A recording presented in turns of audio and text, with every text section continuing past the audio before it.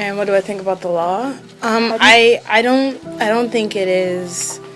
I don't approve of the law, as in my opinion, because the person, your life is very valuable, and you can only live once, and I think it's very selfish for a person to just end their life in a matter of 6 months or however you have much of life left, and I don't think it should be a thing being made anyway, because life is precious and you should keep it even if you're going through your hard times. It takes away the freedom to be alive, that it puts pressure on people who really are feeling very low and possibly discouraged with life to give in. I believe it puts doctors or family in a jeopardy in terms of that decision too.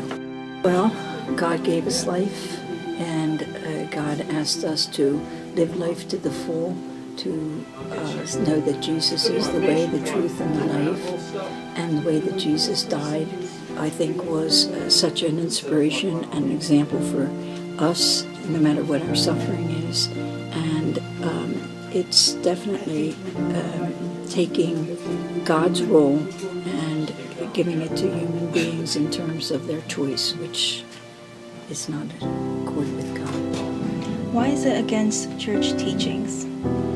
I think it's the same thing, that, the church recognizes that our life came from God, that God has given us the power to live life fully, and when God chooses to call us, and at the moment that He decides to call us home, that's God's choice, not ours. Do you have a better solution for people facing end of life?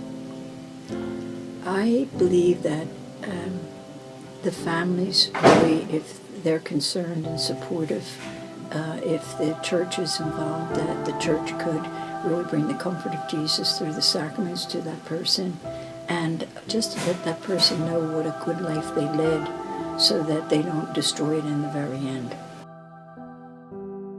Especially when they're very ill and when they're elderly, just the community to reach out, and the church to make sure that we're conscious of who needs help and to be there to assist them as they go through. And again, in terms of medical care, senior citizens have deserved the right to the same care as anybody else, so they can die with dignity.